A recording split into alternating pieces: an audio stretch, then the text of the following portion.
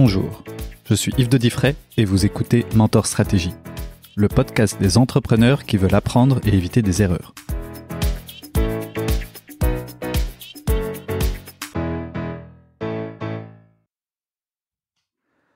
Bonjour Jean-Claude Joly.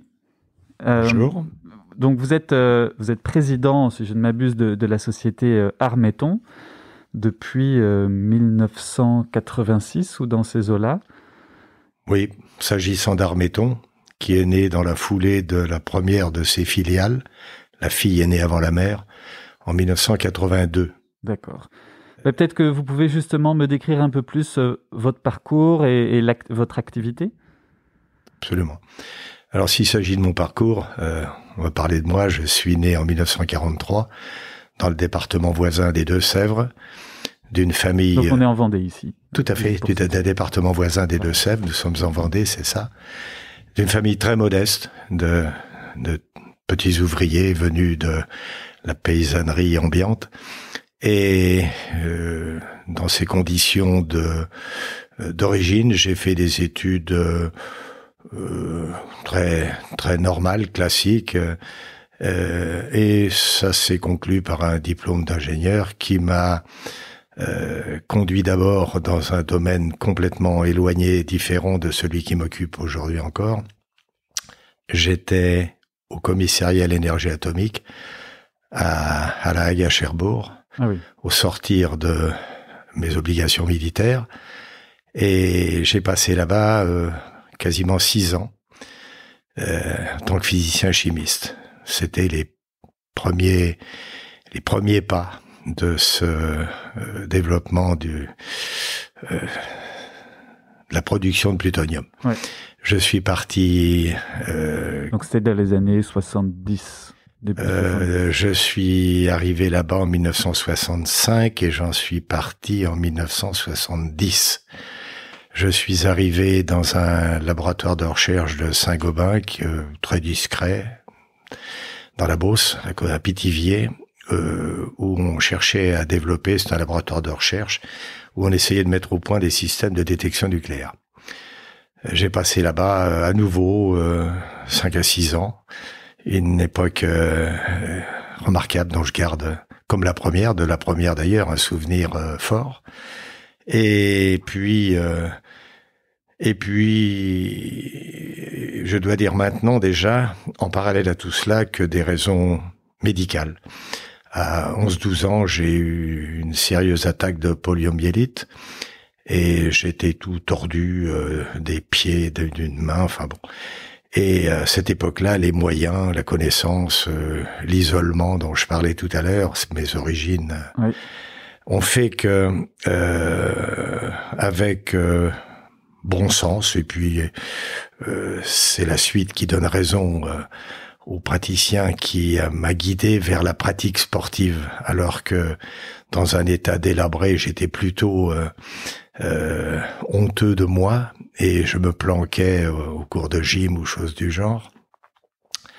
J'ai dû m'imposer de suivre ce qui était prescrit, à savoir de tourner, courir. On avait 4 heures de gym à cette époque-là par semaine, 2 heures de gym et 2 heures de plein air, on appelait ça comme ça. Et dans ces conditions, j'ai découvert que je devais avoir quelques dispositions, mais que ça me permettait de les travailler inconsciemment. Oui, c'est ça. Alors, a priori, vous étiez plutôt indisposé par complètement maladie. Parce que j'étais maigre comme un coucou, j'étais timide, j'avais tous les défauts possibles. Et vous êtes dans ces postures-là, dans des classes masculines. Il n'y avait pas de mixité à l'époque. Moi, j'étais j'étais l'objet de brimades, de saloperies du genre. Et c'est l'âge où on se compare, où on essaie de... Voilà.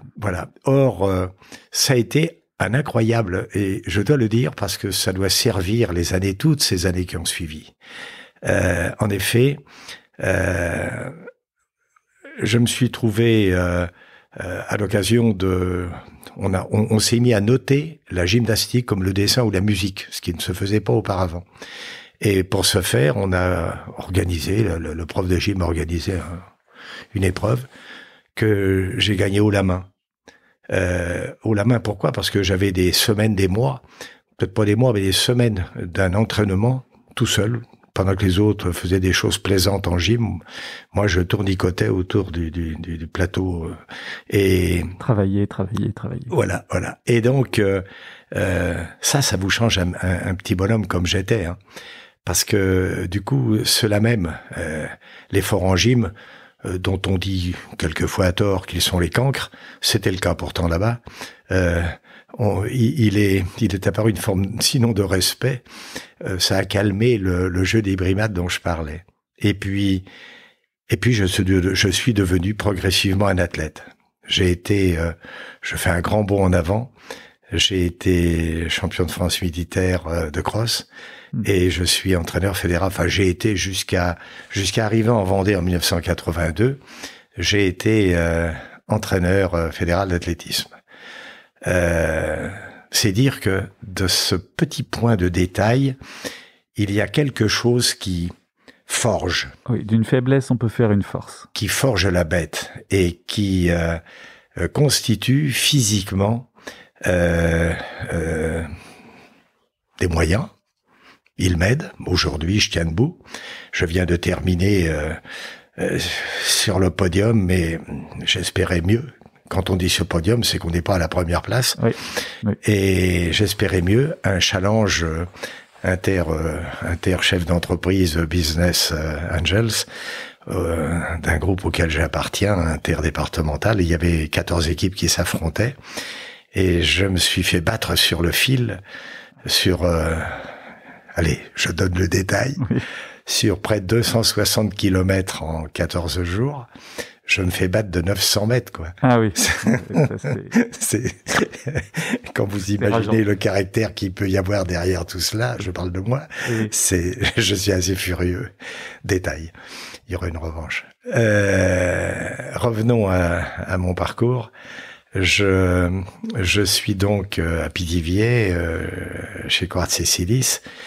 Et dans ce contexte sportif, d'ailleurs, je rencontre quelqu'un qui me propose l'incroyable proposition de prendre à mon compte l'extension la réalisation d'un projet de construction d'une usine quelque part dans le nord-est parisien pour y faire un produit devenu nouveau, un produit prêt à l'emploi, l'armature métallique pour le béton.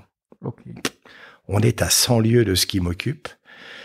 Que ce soit par mon passé que je viens de décrire, que ce soit par ma formation, mais quand on a la formation que j'ai, on saura faire ce qui m'est demandé, y compris de manager les hommes, parce que celui-là qui me fait cette proposition est par ailleurs du monde sportif, dans le domaine de l'adversité, mais on peut aussi s'apprécier en tant qu'adversaire, et c'est ce qui se passe. Okay. Et contre toute attente, je fais suite favorable, quelques semaines après quand même, parce que je prends le temps d'y réfléchir, et je dis oui, je me retrouve... C'est les débuts des structures béton? Oui, prêt à l'emploi, qu'on trouve chez les négociants en matériaux de construction, comme n'importe quel... précontraint. Voilà. Et donc, dans ces conditions... je me retrouve avec femme et enfant. J'ai été marié très tôt. J'ai été papa très tôt. Okay. À 24 ans, j'avais 3 enfants. Oui.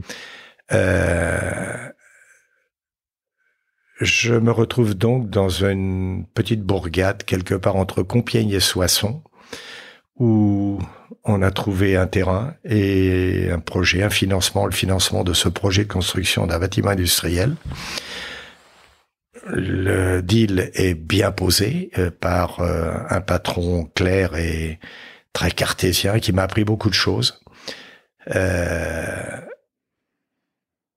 Le pari est tenu et au terme des choses, il m'est proposé de constituer l'équipe de production, l'équipe commerciale, l'équipe de gestion de cette filiale, de ce groupe.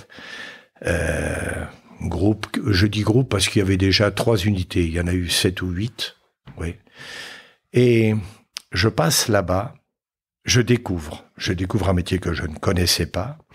un produit que je ne connaissais pas, les techniques qui vont avec. Le management, si.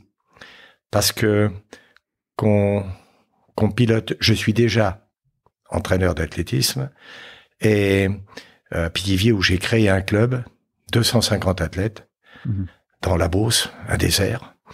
Je me suis battu comme un chancre pour avoir une piste d'athlétisme, la première piste en tartan, pas en tartan, en synthétique, dans le Loiret. Oui, donc ça veut on parle beaucoup de nous. On parle beaucoup de nous. Je suis le cœur de ce bazar. Et toutes ces années après, je garde là-bas encore une partie de ces souvenirs très forts. Donc, de cette expérience industrielle, ma première expérience industrielle qui se passe là-bas, je m'appuie probablement, évidemment, sur ce que le sport a pu apporter. Ma pratique, je suis très individualiste, c'est pas nécessairement le meilleur côté. Il servira d'autres aspects du bonhomme, mais quand il s'agit de mener une équipe, il faut que j'amende un certain nombre de comportements premiers, et c'est sans doute là-bas que ça se passe, que ça s'enclenche et que ça se passe plutôt bien. À nouveau, 5-6 ans après. Et qu'est-ce qui fait que ça se passe bien? Il y a des éléments clés qui font que ça se passe bien? Est-ce que c'est la proximité avec les équipes? Est-ce que c'est pas tout à fait ça. Tout est à faire. Tout m'est proposé à faire. La centralité est loin, du côté du Mans. Ouais. Je suis là-bas, au nord-est parisien, à 3-4 heures de route. Et on m'y confie, en grande confiance, ce que je viens de laisser paraître là. Avec le risque que je me plante. Oui. Or, je ne me plante pas, pourquoi ? D'abord parce que quand on n'aime pas perdre, c'est mon cas, ça s'entend déjà peut-être, j'y consacre beaucoup. Entre le sport qui reste quelque chose d'important, mais je passe au sommet de ma courbe de vie sportive, dans ces temps-là. Ça reste pourtant encore très prenant, et le professionnel, que je découvre très vite, que j'acquiers quasiment aussi vite, et qu'après, parce que je n'aime que gagner, je fais en sorte de gagner. Et il y a match, là aussi, extra sportif, puisque ce groupe, en se développant, crée d'autres exemples de filiales que celles qu'on m'a confiées. Et j'y vois aussi, parce que toutes les occasions me sont bonnes pour essayer de... Et je suis loin de la centralité qui est pour ceux qui n'ont pas la chance, comme moi, d'être loin, en étant plus près. C'est un patron, finalement chiant qu'on a. Avec moi, il ne l'a jamais été. Et cette liberté qu'il m'a laissée m'a probablement servi, quand elle a moins servi, mes challengers, j'allais dire, oui. Ou ceux que je voyais comme tels. Oui, mais bon. Du coup, vous étiez seul aux commandes, mais qu'est-ce qui a fait que seul aux commandes, justement, vous avez réussi avec cette relative inexpérience? Est-ce que c'est parce que vous étiez très attentif au budget? Est-ce que c'est parce que vous avez beaucoup travaillé? Ça, c'est ce que je comprends. Mais voilà, comment est-ce qu'on fait pour réussir un challenge comme ça, même en ayant la volonté de réussir? Alors, ça, il faudrait pas qu'on aille trop loin. Je suis un cartésien. Tout est en 3D. Et cela veut donc dire qu'il n'y a pas d'espace qui reste dans l'ombre. On a peu de moyens. On a très peu de moyens. Cela veut donc dire qu'il faut les gérer avec vigilance, parcimonie. On travaille, tout est budgété. Et on travaille... les résultats de chaque jour sont mesurés, de chaque semaine, de chaque mois. Les temps alloués au travail le sont en centièmes d'heure, avec 2 chiffres après la virgule. Quand vous parlez au 10 millième d'heure, du coup, vous êtes vous avez créé les conditions d'un contexte disposant. Oui, de suivi très précis. Pour un esprit comme le mien, c'est disposant. Savoir faire partager, pour autant que ça se partage bien, ça. Parce que quand vous êtes nous sommes des pyramides d'organisation très, très plates. Nous sommes des pyramides très plates. Un peu, vous voyez, le profil d'une soupape. Oui, oui. La base est très plate et le chef est là-haut. Et il n'y a pas beaucoup ça arrive très vite. Voilà. Vous êtes tout à la fois auprès de la direction de ces groupes. Nous avons pour clients les grands groupes de distribution de matériaux en France. Or, quand vous êtes en relation directe avec la tête de ces groupes et que vous êtes dans les heures qui suivent avec le troupier, le gars de base qui vient d'être embauché et auquel vous devez apprendre le geste, et que 50%, une part importante de cet apprentissage dans une équipe où nous sommes des boutiques de quelques dizaines de personnes. On est une trentaine là-bas, pas plus, hein. Cela veut donc dire que il faut être tout à la fois capable de beaucoup d'humilité, de disponibilité, je suis pas sûr d'être toujours bien pédagogue, mais je sais qu'il le faut, donc je force un peu ma nature, et ça marche. À votre question, comment je réponds voilà, comme ça. Hein. On va dire monitorer et être proche des équipes. Ouais. Et on partage l'information du résultat. Donc, on le fait. Transparence. Je complimente peu. On est là pour bien travailler. Donc, bien travailler n'est que normal. On soulignera plutôt les moments où ça ne l'est pas. Ça m'a beaucoup été reproché, ça. Jusqu'au bout. Aujourd'hui, un peu encore. Mais, quand c'est su, je dis en plaisantant, considérez donc que mes silences valent pour compliment, quoi. Ouais. Et voilà. Donc, cette belle expérience qui se prolonge ensuite par... Alors, elle se termine fin 81. Le charme est rompu. J'ai ce que je devais faire tirer de cette expérience, dont je garde, une fois encore, après les 2 premières, un souvenir fort. J'ai un projet personnel. J'ai envie. Et je cherche, sans grands moyens, je cherche à tirer avantage de l'expérience que je viens de vivre, et avec une certaine honnêteté intellectuelle, je pense. C'est sans doute fort à l'époque. Je ne veux pas manger dans la gamelle de ceux qui, pendant 6 ans, m'ont appris le métier. Je m'éloigne donc complètement de ce nord-est parisien, et j'ai envie de revenir vers mes terres du centre-ouest, là. À cette époque, vous avez une trentaine d'années. On est donc 43... presque 40. C'est ça. J'ai 39 ans, et je me bats un petit peu dans la région de Chartres.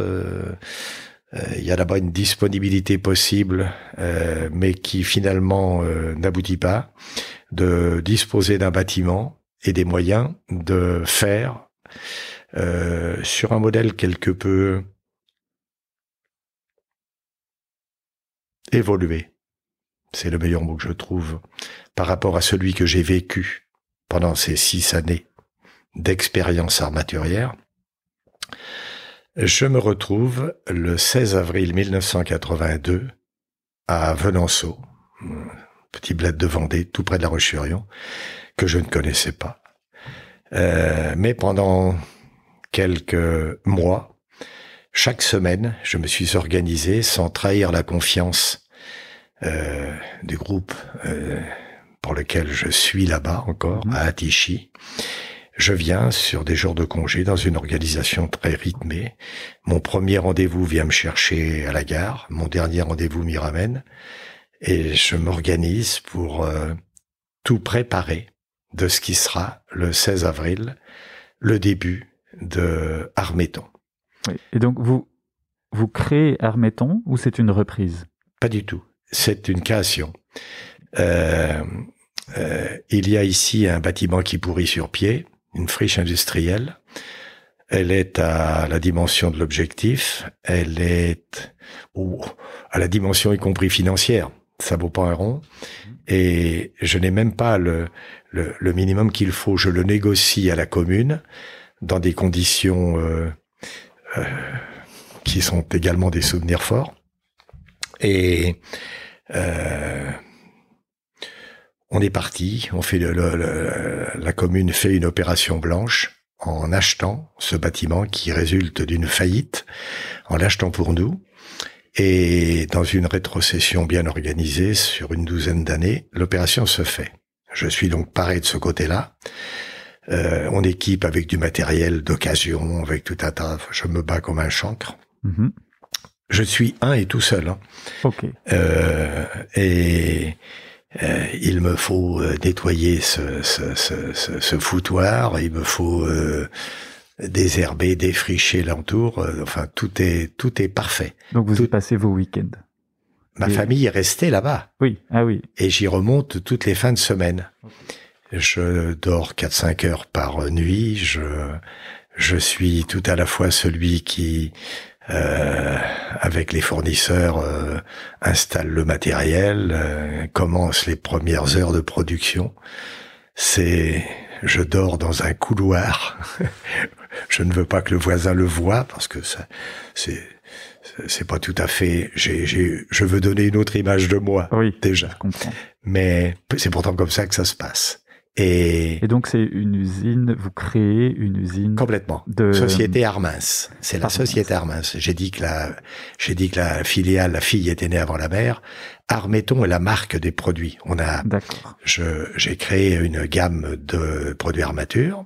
Un catalogue donc, sous le nom d'Armeton. Juste pour situer ceux qui connaissent peut-être pas, qui sont pas familiarisés avec le domaine, oui. Ce sont donc des armatures qu'on met dans le béton pour solidifier le béton, enfin pour le rendre plus solide. L'amalgame acier-béton constitue ce moyen de construire qui est bien connu, qui est pas si vieux que ça, 1860, les premiers pas du béton armé en France. Et du béton armé tout court d'ailleurs, ce sont des Français qui l'ont mis au point. Et ça ne devient un produit très usuel qu'après la Seconde Guerre mondiale, avec l'effort de reconstruction des années 45-50. Le plan Marshall, la loi Loucheur, etc. On bricole ça sur les chantiers, un peu n'importe comment, en dépit des règles du béton ramé. Oui, de résistance. Et c'est une organisation, j'ai parlé tout à l'heure de ce groupe pour lequel j'ai construit à Tichy l'usine là-bas, puis dirigé l'usine. C'est le patron de ce groupe qui a l'idée d'en faire un produit manufacturé et de le proposer comme produit prêt à l'emploi. Je n'ai fait que poursuivre par une autre expérience, la mienne, le même principe. J'ai pris la mesure de ce qu'il y avait de fort, de très fort, dans ce que j'ai vécu pendant 6 ans. Et ces retours d'expérience positifs, je les mets bien haut dans les étagères de mon armoire. Et puis, il y a ce qui est au contraire un peu surfait, un peu vain. Et quand on n'a pas un rond, ce qui est vain, il faut essayer de l'éliminer au contraire. Et quand on sait faire, peut-être, de le remplacer par quelque autre approche du même besoin dans une organisation complète. C'est ce que je ferai et que je fais et que nous faisons. Donc avec Armince. Après le jeu, ça va très vite. Il me faut quelques compagnons. On parle comme ça dans la campagne vendéenne. Et un premier employé, un second, etc., auquel j'apprends, puisque notre métier n'étant pas un métier codifié, il n'y a pas de formation. J'ai besoin de trouver des gens qui ont envie de bosser, qui se lèvent le matin, qui sont capables de retrousser les manches jusqu'en haut des épaules, et auxquels on va apprendre le bon geste. En production. Et puis, bien évidemment, ça se complète de ce qu'il faut pour les fonctions support, commerciales, de gestion, administrative. Ça va très vite. Ça va très vite. Et en quelques années, ça a un peu d'allure. Ça a un peu d'allure. Je ne voudrais pas être prétentieux, mais Armince, conformément à l'étude de faisabilité, on parlait pas de business plan à l'époque, devait perdre une certaine somme dans ses 17-18 premiers mois d'existence. Elle a parfaitement réussi cette performance-là. Oui. Mais une fois passée, la courbe s'est infléchie et elle n'a jamais plus, quasiment 39 ans après, puisque nous allons avoir 39 ans le 16 avril prochain, oui, donc. Dans quelques jours, elle n'a plus jamais, quelles qu'aient été les vicissitudes, quels qu'aient été les moments difficiles, il y en a eu, les contextes économiques par exemple, mais on savait toujours faire. On s'est toujours adapté aux situations, aux bonnes pour en tirer avantage, aux moins bonnes pour savoir s'en défendre. On a créé, Armeton était à l'époque une marque déposée dont j'étais le propriétaire d'ailleurs. En créant, quand j'ai compris que tout cela marchait et que ça pouvait faire école, oui. On a créé dans les Landes, au sud de Bordeaux, au nord du département des Landes, à l'extrême nord, quand on sort du département de la Gironde et qu'on rentre par l'autoroute dans le département des Landes, sur la sortie qui va vers Mont-de-Marsan, on a créé une société Soarmi, Sud-Ouest Armature Industrielle, un copier-coller de la société Hermins, et en toute chose, avec l'avantage de l'expérience de 5 ans, un peu plus de 5 ans d'Hermins, et en décembre 1986, on a donc créé, à un jour près, cette filiale, et du coup, on a fait d'Armeton, en lui conservant le nom, qui restait une marque de produit, on en a fait une société holding, un groupe. Pour des raisons d'équilibre, on en a fait une holding d'animation, parce que nous voulions ramener au centre les fonctions support. Oui, c'est ça. Pour les économies d'échelle qui vont avec tout cela. Et on a, là encore, cette société Soarmi aidé gentiment, et plus que gentiment, à la limite de bien des choses. On l'a beaucoup aidé. Hermins s'en était donné les moyens pendant ces 5 années, oui. Ce qui a fait que Soarmi n'a jamais perdu un rond. Oui, c'est ça. Et qu'aujourd'hui encore, elle est une filiale sympathique. Voilà pour les créations. On a repris en 1993, le 7 septembre 1993, une société armaturière concurrente dans la région de Cholet, un petit bled à côté de Cholet, tout à la fois négociant en matière de construction, préfabricateur béton et armaturier aussi. De sa défaillance allait naître un grand désordre, avec l'arrivée de gens que je ne voulais pas voir dans le coin. Ça veut donc dire qu'on a repris cette affaire. C'était une société qui était en décrépitude. Elle était liquidée, okay. Et à l'occasion de sa liquidation, nous l'avons repris entre les mains du tribunal de commerce de Angers. Voilà comment cette société Céduroc a été la 3e de notre petit groupe Armeton. Pour continuer sur ce développement, nous avons repris le 27 juin 2007 sur l'insistance de notre banque. Nous sommes des gens fidèles. Je suis d'une fidélité à toute épreuve. Et la banque qui m'a aidé à la première heure reste aujourd'hui notre banque unique. Et ça crée du lien. Les rapports sont pas les mêmes. Non. Quand vous étiez en supplique, les mains jointes le premier jour, que vous êtes aujourd'hui, je l'ai dit tout à l'heure, quelqu'un qui, dans chaque élément du groupe, gagne des ronds, oui. Vous avez un autre rapport avec la banque. Ou plutôt, la banque a un autre rapport avec vous. Et ça va jusqu'à justifier qu'un jour, le banquier vienne vous voir, on en est à se tutoyer toutes ces années après, hein, et me dit, Jean-Claude, il faudrait que tu t'intéresses à cette boutique que je ne connaissais pas, en Vendée, à Saint-Hermine. Et j'étais plutôt de l'âge à affûter mes hameçons pour partir à la pêche, oui. En bon retraité que je pouvais être, même si j'en avais pas du tout l'envie. Et je me suis fait piéger, me suis facile à piéger en ces cas-là. Et nous avons repris cette société Colis, qui fabrique des portails industriels. D'accord. Il est vrai que vu par un banquier, c'est pas très éloigné. Les activités sont de la métallurgie, se ressemblent, les métiers, enfin les gestes liés à la fabrication des produits armature ou des produits portail, barodage ou autres du genre sont assez communs. Ça avait été perçu. Et voilà comment on a repris cette affaire qui était défaillante. Le banquier allait laisser beaucoup de sous. Il nous en sait gré d'ailleurs, parce que il y a donc, il y aura 14 ans au mois de juin prochain, et cette boutique est en marche pour devenir la plus belle perle du collier. Ah oui. Oui, elle a fait l'année dernière. Donc vous lui en savez gré aussi.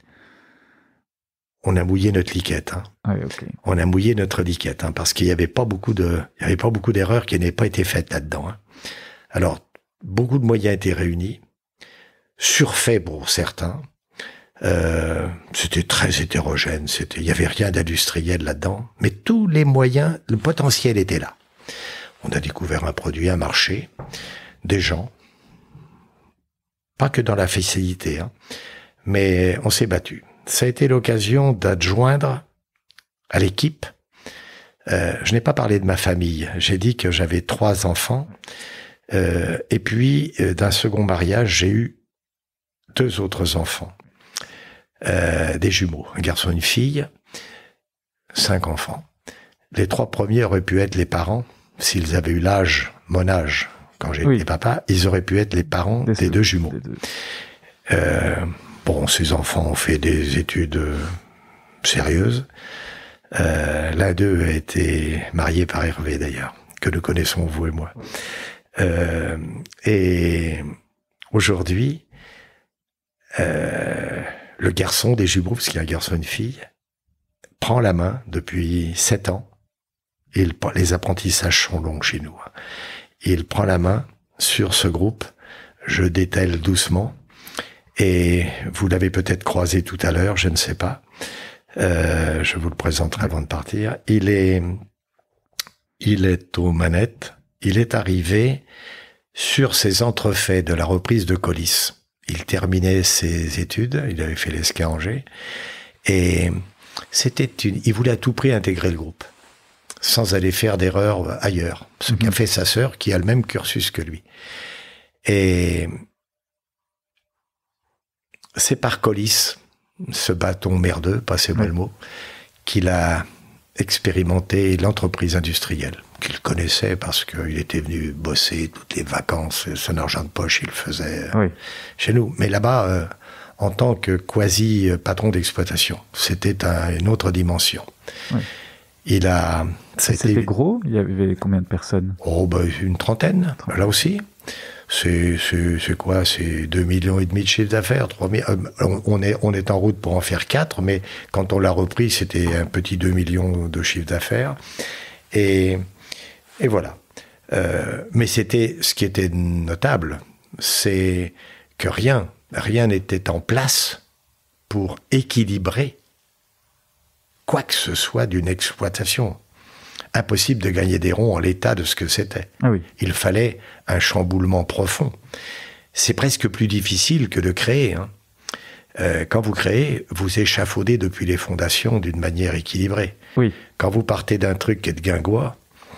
oui, le remettre droit, il y a des mauvaises habitudes qui sont prises. Vous avez compris. Oui. Donc, voilà, ça a été une belle expérience qu'il a menée pendant 2 ans. Aujourd'hui, il est à mes côtés. Je dételle doucement.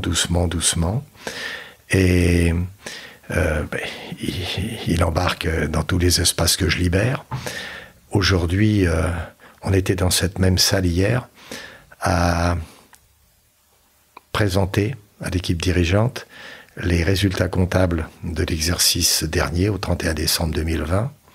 Sympathique, c'est notre résultat historique, et historique de ce que je viens de décrire. Et j'ai bon espoir pour la suite. Nous serons demain bien loin d'ici, dans l'Est. On parlait des challenges, challenges à venir. Nous serons dans l'Est, où quelques-uns de nos clients importants, ces grands groupes de distribution dont j'ai parlé, réclament un peu notre présence. Ça peut paraître prétentieux, mais c'est comme cela. Or, nous sommes sur un projet de développement là-bas. Voilà quelque chose auquel je participerai de très près.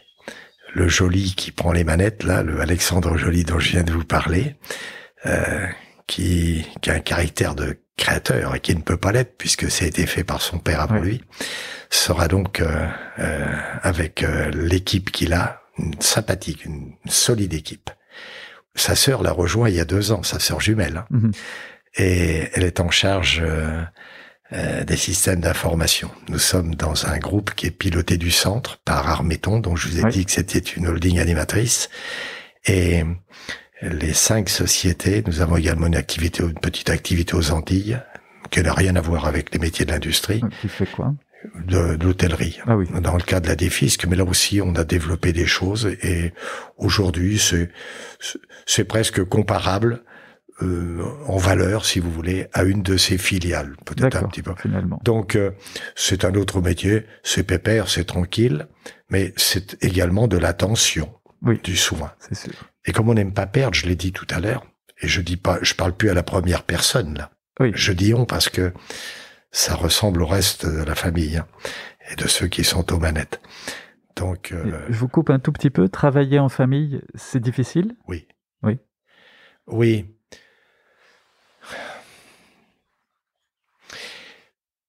Je ne crois qu'à l'autorité. Alors elle peut se dispenser, elle peut se pratiquer d'une manière soft, quand il est besoin de la pratiquer d'une manière plus hard. Le lien familial complique les choses, peut compliquer les choses. Oui. J'ai travaillé avec mon épouse pendant des années. Ça s'est bien passé. Et toutes ces années après, elle est en retraite depuis peu de temps.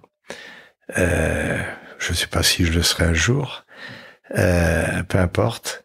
Mais d'avoir travaillé ensemble n'a pas dégradé. Ça nous a fait grandir autrement. Ça nous a fait la main dans la main vieillir ensemble.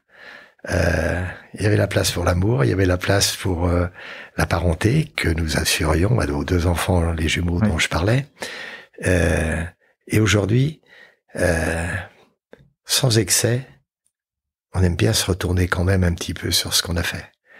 Et ça aussi, ça ajoute au lien. Donc c'est de ma manière de dire que ça peut être bien de travailler en famille, oui. Mais la jeune France, là, qui a des caractères, le père qui en a encore un peu, les objectifs dont je parle,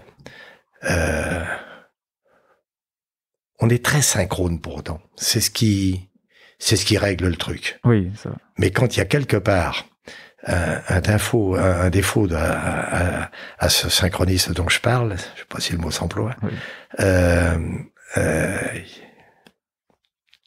ça fait des étincelles. Ça va pas jusque-là, parce que ça ne dure jamais. Mes enfants sont super. S'ils étaient là, je ne le dis jamais. Je dis que je ne fais pas de compliments. Mais avoue que je ne reverrai peut-être pas. Je peux le dire. Je souhaite à tout le monde d'avoir des gosses comme ça. Voilà. Et donc, transmettre, c'est difficile? Eh ben, voilà une question que mes pères. Je suis un homme de réseau. Hein. J'appartiens je suis depuis, j'ai fait 27 ans, 28 ans d'APM, le réseau Entreprendre, la BAB aujourd'hui, des choses comme ça, et la Vendée à d'autres ressources en termes de réseau auxquels que je côtoie.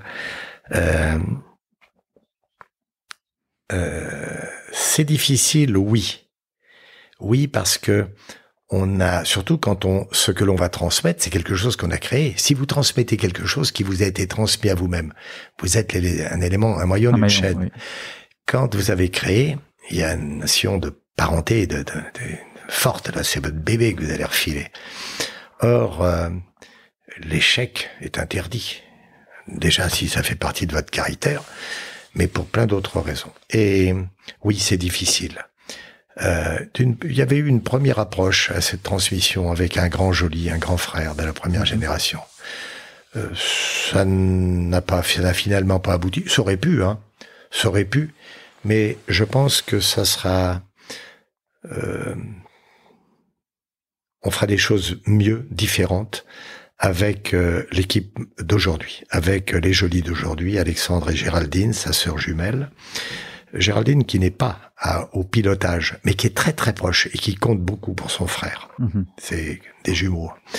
Et je suis confiant, la transmission est difficile. Ce que j'observe chez les autres, de ces belles entreprises vendéennes, que je connais bien, nous avons repris la société Alubat au Sable, d'une volonté de ne pas laisser disparaître un beau fleuron d'un chantier naval Alubat pour les gens de bateau, ça cause. Non, Alubat, c'est des bateaux en aluminium, je Absolument. suppose. Ces bateaux cette boutique était en déliquescence et j'ai travaillé à fédérer une dizaine de familles vendéennes, les noms que l'on cite généralement quand on parle de la Vendée qui réussit. Oui. Et j'ai fait en sorte qu'ils mettent un peu la main au porte-monnaie, le leur, pas ceux de leur boutique, pour porter un projet au tribunal de commerce et en porter la mise. Et c'est comme ça qu'aujourd'hui, c'était en 2013, on a attaqué en janvier 2014, il y a donc 7 ans, et on a remis ce truc debout. Encore. Ouais, avec à la tête aujourd'hui, en président, le directeur régional de la banque dont je parlais tout à l'heure. Ah oui. Non, c'est sympa. Et je vous raconte tout ça un peu en vrac, mais... Plus proche du micro. Oui, je vous raconte tout ça un petit peu en vrac, mais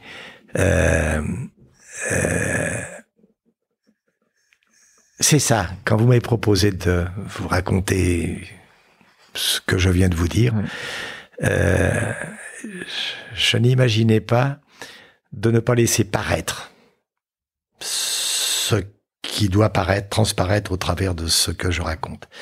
Parce que c'est cela, si ces échanges sont destinés à l'écoute de candidats à la création, à la reprise, à se battre pour faire vivre des entreprises qu'on crée ou qu'on reprend, il faut aller au bout de ce qu'on met en route. On le dit, on le fait, on est clair, on le veut et on se bat. Quand on aborde dans ces conditions, le succès est presque promis. Faut pas faire n'importe quoi. Oui. Il faut pas, je ne tenterai pas le record de la Villénie, mais parce qu'il faut connaître bien ses limites, mais dans le domaine vérifié, autant qu'on le peut, de ses limites, on peut se fixer de grands et de beaux objectifs. Et c'est sympa de réussir. Oui. Ouais. Et je vois que de temps en temps, il y a des groupes qui ont des objectifs de diversification avec une stratégie. Et j'ai l'impression que pour vous, ça s'est fait un peu, pas par opportunisme, parce que je pense pas que ce soit le terme, mais par la force des choses. Absolument. Ce sont des fortuités qui ont conduit à... J'ai passé sous silence le portage que j'ai fait de la société Indécom, que nous avons fait de la société Indécom dans la région parisienne, à la demande de notre principal fournisseur d'acier. L'acier est déterminant chez nous, j'ai parlé de fidélité. Depuis le début, quand je n'étais que du risque financier, la confiance que m'a fait un fournisseur belge fait qu'aujourd'hui, toutes ces années après, il est de très loin le fournisseur principal de notre groupe. Et un jour, il avait des difficultés avec un fournisseur essentiel pour lui et m'a appelé très tard dans la nuit un soir pour me demander de me mettre sur les rangs et reprendre auprès du tribunal de Bobigny, tribunal de commerce de Bobigny, de reprendre cette affaire. Oui. J'ai pris mon auto et je suis allé régler le problème. On a repris cette affaire. Passez-moi le mot, c'est emmerdé pendant toutes ces années. Mais c'était le deal. Et au terme de celui-ci, la session s'est faite comme il était convenu. Mais voilà un autre exemple. Ça n'a pas été une bien grosse réussite, mais ça n'a pas été un échec. On a fait ce qu'on attendait de nous.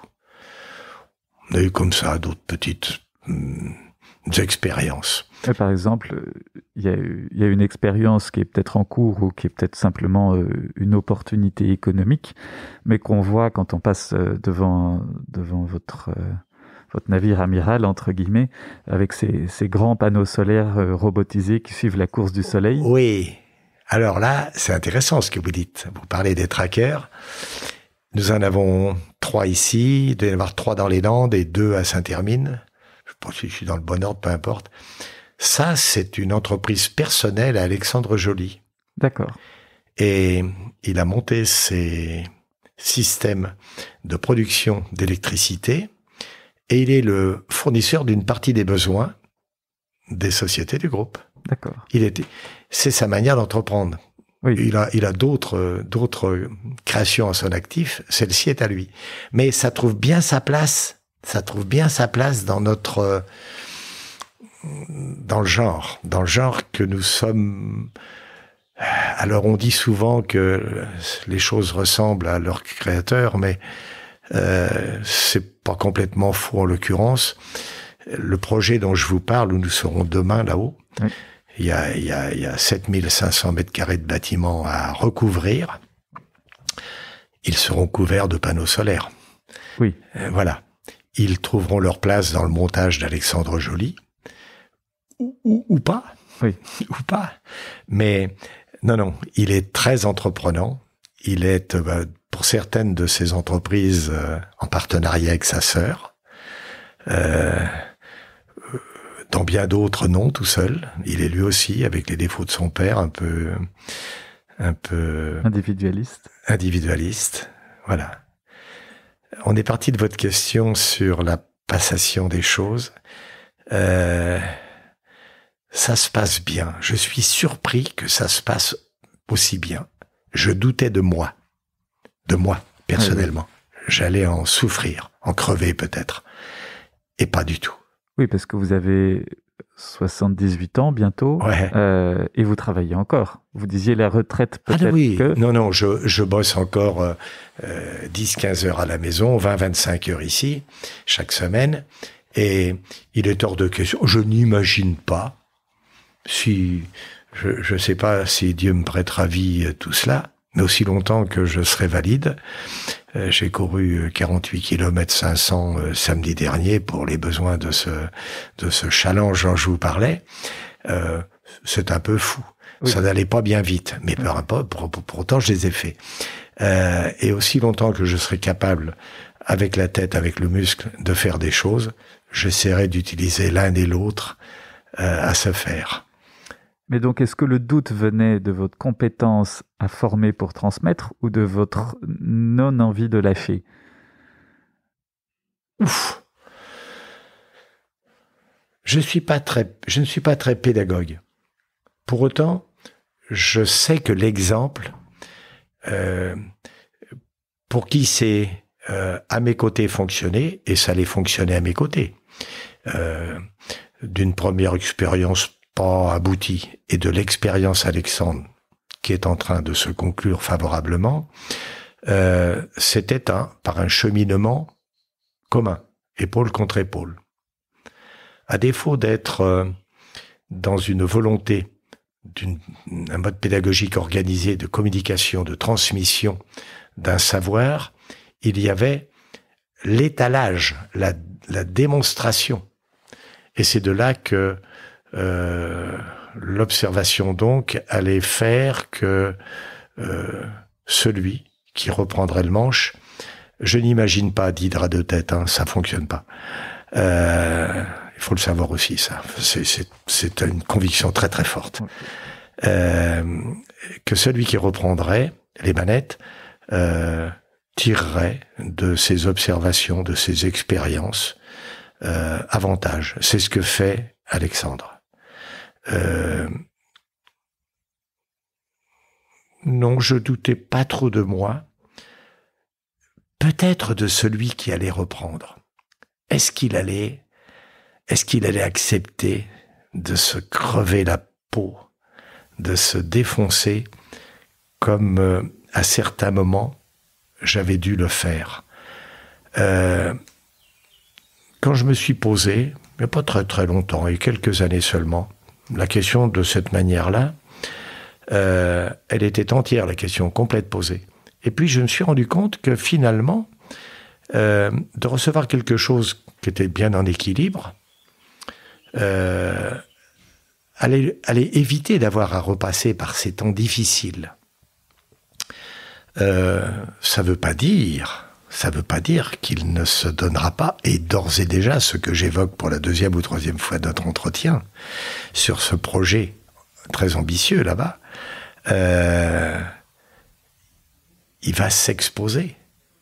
Oui. Je suis sûr de mon garçon. Je suis sûr de notre équipe. Il s'est entouré mieux que moi, mieux que je ne l'ai fait, de compétences. Et il entretient mieux que je ne l'ai fait moi aussi, avec ceux qui l'entourent, des rapports, on peut parler de rapports efficaces. Il a des rapports efficaces avec eux, tout droit. Si l'exigence de l'efficacité est dominante, il y a aussi de la place pour l'affect. Et ça constitue aujourd'hui, dans ce petit quatuor de tête-là, quelque chose que je remarque bien.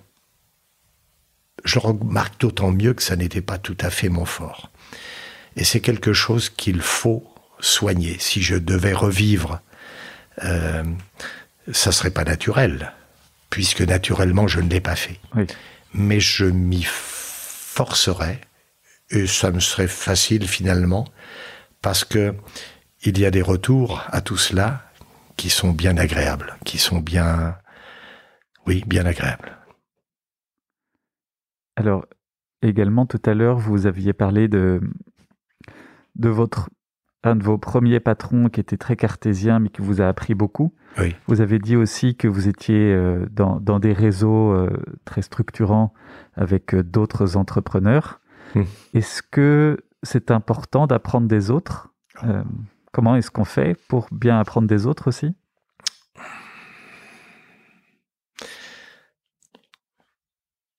Ça dépend du caractère qu'on a. Et de la perméabilité qui va avec.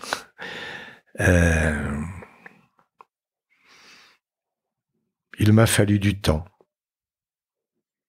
perdu. Enfin non, puisque il m'a permis de dépasser un état de la chose. Mais si je n'avais pas eu besoin de consacrer ce temps, il aurait été tout de suite disponible à l'imprégnation de ce que les autres pouvaient m'apporter d'intéressant. Faut faire fi de ses certitudes.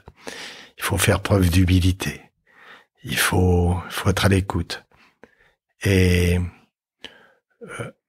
un peu trop peu, d'abord. Et puis, imperceptiblement mieux que les années passaient. Aujourd'hui, de ces moments vécus avec ces gens d'exception, ces patrons d'exception que j'ai pu rencontrer, pour beaucoup en Vendée, dans ma dernière grande période. Grande terre entrepreneuriale d'industrie. Ouais. Des gens super. Alors il y en a d'autres ailleurs. Je parle de ceux que j'ai rencontrés, que je connais, qui me laissent aujourd'hui des souvenirs forts. Je suis en rapport toujours avec eux. L'ex-Alubat dont je vous parle, je vous doutez bien que j'en ai entraîné dans cette galère. Oui. On parle de bateau, n'est-ce pas? Mais même non, c'est, je sais pas si ça répond à votre question, mais j'ai beaucoup appris. J'ai parlé du sport, une sacrée école de la vie, ça. De mes origines humbles. Oui. Ma mère faisait des miracles avec rien. Mon père a réussi de belles choses avec limite zéro en termes d'instruction ou d'apport par l'instruction classique, mais par une imagination et il a fait des choses remarquables. J'ai appris de ses origines parentales, du sport ensuite, de ma formation bien sûr, de ses expériences et de la dernière dont on parle là, des autres, oui. Beaucoup en Vendée sont des gens de petite formation qui ont réussi des trucs chouettes. Hein. Si vous avez, et vous l'avez probablement déjà fait, regardez qui étaient les pilotes de PRB, de Sodebo, même de Fleury-Michon, de l'ami Caline, de Vendée Matériaux, enfin tout j'en oublie évidemment et ils m'excuseront, mais ce sont des gens, vous devriez les rencontrer. Avec plaisir. Ouais. Et fort de toute cette expérience, quand vous voyez une entreprise, quels sont vos premiers points d'attention en vous disant, une entreprise qui marche, c'est quoi? C'est une entreprise où il y a des bonnes équipes? C'est une entreprise où il y a un marché? C'est une entreprise où il y a des marges? La marge, c'est au bout du bout, en bas à droite. Mais le produit, son marché, sa concurrence, sa compréhension de tout ça. Il faut que l'entreprise comprenne bien. Une entreprise, c'est un équilibre, c'est un ensemble d'équilibres qui constituent tous ces sous-équilibres constituent l'équilibre général. Or, le décathlonien, il n'est pas de même valeur sur les 10 épreuves. Oui. Mais Mayer nous fait le record du monde avec ses forces et faiblesses. L'entreprise, c'est pareil. Une entreprise, c'est pareil, c'est la même chose. Et donc, on comprend pas où il faut rentrer, il faut pouvoir aller loin dans les coulisses pour comprendre tout et assurer de. Mais s'il s'agit de... Quand vous croisez le dirigeant et passez un moment avec lui, vous entendez des choses, vous comprenez des choses. Avec la BAB, on épaule, par exemple, je fais partie d'une commission qui est en train d'apprécier si nous allons mettre des ronds dans les business angels que nous sommes, dans un projet bien secoué de partout. Il y a du tangage. Mais quand vous rencontrez le chef d'entreprise, vous comprenez s'il a l'étoffe, s'il a ce qu'il faut dans la tête et dans le pantalon pour y parvenir. Et c'est ma manière de répondre à votre question. Puis il y a quelque chose derrière le vernis. Tiens, viens donc visiter ma boutique, me suggère un patron. Or, je fais en sorte d'arriver par derrière et pas par devant. Devant, il y a toujours la musique douce, le jet d'eau, la pelouse bien tendue, il y a toujours un décorum. C'est comme au restaurant, ça. Les toilettes et le moutardier sont en cause. Là, c'est la même chose. Le bordel derrière une entreprise, ça dit des choses. Et puis, à la question, qu'est-ce que tu veux voir? Qu'est-ce que tu souhaites que je te montre? Je dis toujours, on va suivre une commande, un ordre d'un client. Il arrive dans l'entreprise par un point et il chemine dans une organisation pour arriver par la logistique, par une livraison quelque part où le client l'attend. Et quand vous suivez ça, il vous est donné de découvrir l'organisation de cette entreprise, sa logique, la tension des flux, le juste ce qu'il faut, le tout ce qu'il faut, le tout bien ou le tout mal. Enfin, à défaut de tout mal. Les points forts et les points faibles. Et à votre question, une entreprise, comment vous la regardez? Comme ça.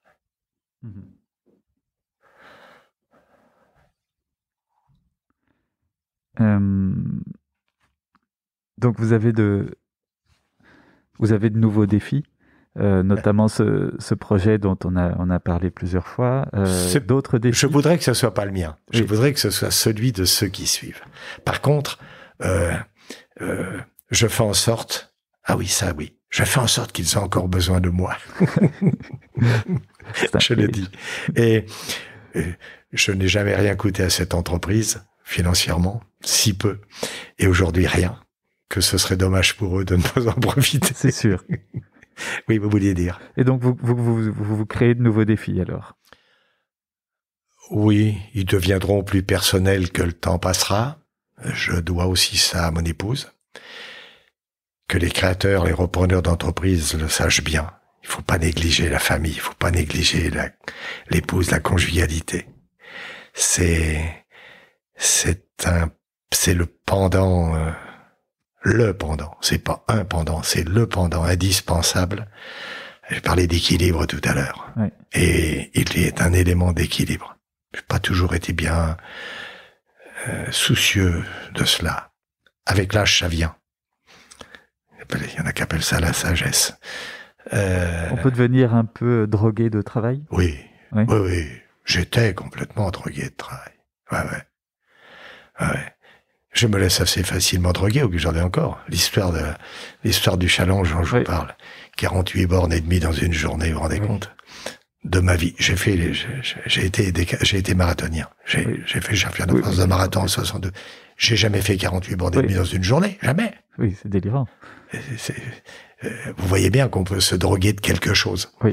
Et voilà. Et le pire, c'est que ça n'a pas payé, je vous redis. Pas autant que je le sais. Et comment est-ce qu'on peut préserver cet équilibre? C'est très personnel. C'est très personnel.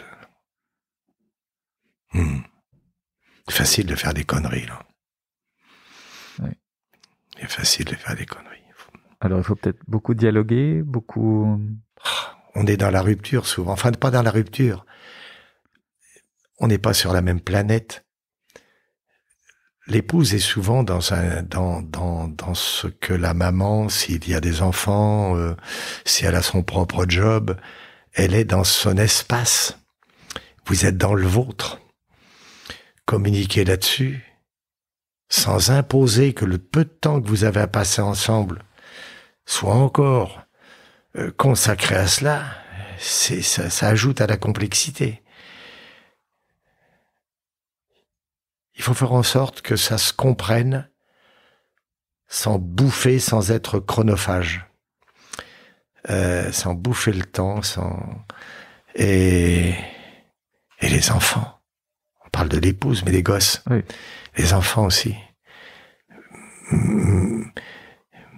Mes grands-enfants, notamment, parce que déjà, alors que je n'étais pas à l'âge où l'attention s'impose, aux enfants, aux ados, et avant à la préadolescence, alors que je n'étais pas j'avais pas une bille, j'avais pas une action dans cette expérience à Tichy, là-bas, dans l'Oise. Mais c'était mon truc. Oui. C'était mon truc. Votre défi. Ouais. Et mes gosses et ma première épouse ont probablement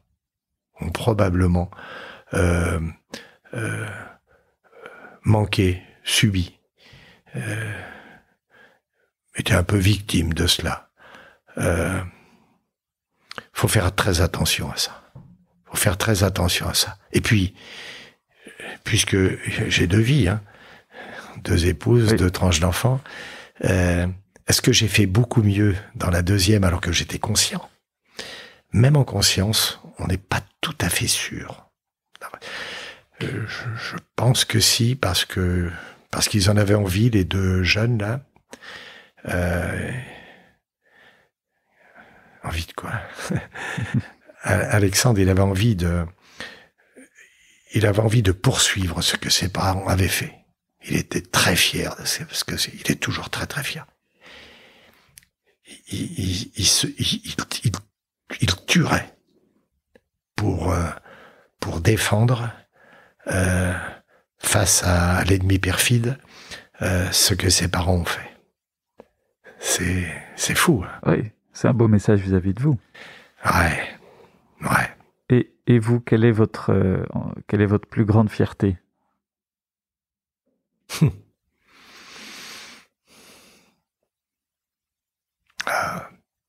J'ai envie de pleurer.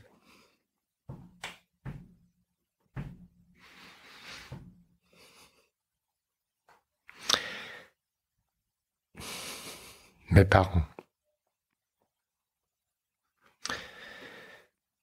Mes parents étaient, je vous l'ai dit, des gens modestes. Parce qu'il n'y a pas de mot plus faible dans ma bouche. Et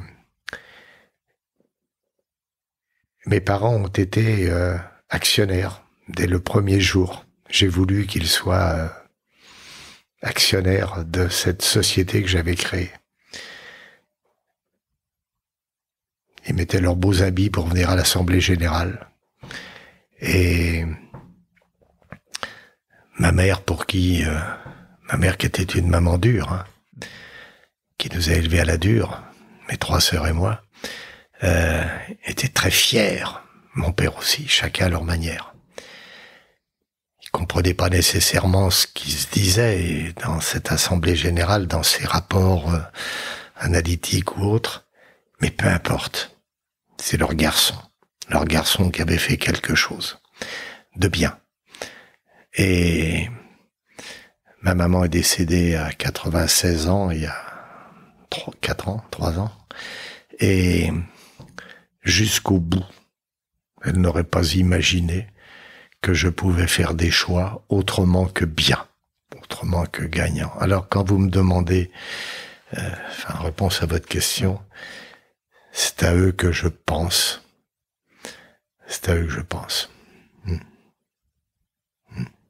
Bon, bien, merci beaucoup pour vos échanges. Est-ce que, et vos partages, en vérité, est-ce qu'il y a des éléments que vous pensez importants à ajouter pour des entrepreneurs ou des points de vigilance, des choses à garder à l'esprit? Gardez à l'esprit que c'est super la création d'entreprise. Il n'y a pas que des entrepreneurs dans la vie. On peut faire de superbes choses sans entreprendre et sans créer. Ou plutôt, puisque c'est d'une entreprise qu'on parle. On est toujours en situation d'entreprendre quand on est dans une équipe, quel qu'il soit son rôle. Mais quand on a le rôle suprême, celui du créateur, celui qui porte sur les épaules la charge de la création, la recherche de l'équilibre dont j'ai parlé, indispensable à ce que le bazar tienne debout, perdure, et dure, il faut le courage dont j'ai parlé, la pugnacité. Il faut croire en soi. Quand il y a du doute, ça peut se travailler. On échange. On fait en sorte... Il faut éviter les pièges de tous ces parleurs autour de vous, les conseilleurs qui sont rarement, voire jamais les payeurs. Et il faut avoir confiance en soi. Il faut être clair avec soi-même, honnête avec soi-même, et se dire, est-ce que j'ai les tripes pour y aller? Puis durer. Oui, contre vent et marée. C'est ça. Et quand la réponse est oui à ça, il faut y aller. Et puis l'échec, c'est pas une catastrophe. Hein. C'est pas une catastrophe, l'échec. On n'en a pas eu beaucoup, j'en ai pas eu beaucoup. C'est donc à partir de là peut-être plus facile à dire, mais non. Si on n'a pas failli, et que l'échec, c'est la somme des impossibilités, ça veut dire qu'on s'est trompé, on s'est cru plus beau qu'on était, peut-être. Mais celui-là nous sera pardonné. Ça va. Merci beaucoup pour votre partage. Je vous en prie. Et à bientôt, probablement. À bientôt. Bonne journée, au revoir. Pour soutenir l'initiative et pour continuer à entendre plus d'interviews, s'il vous plaît, partagez ce podcast et mettez-lui 5 étoiles. Cela me permet de continuer à enregistrer et diffuser cette sagesse collective. Merci d'être toujours plus nombreux à vous abonner. et à bientôt sur Mentor Stratégie.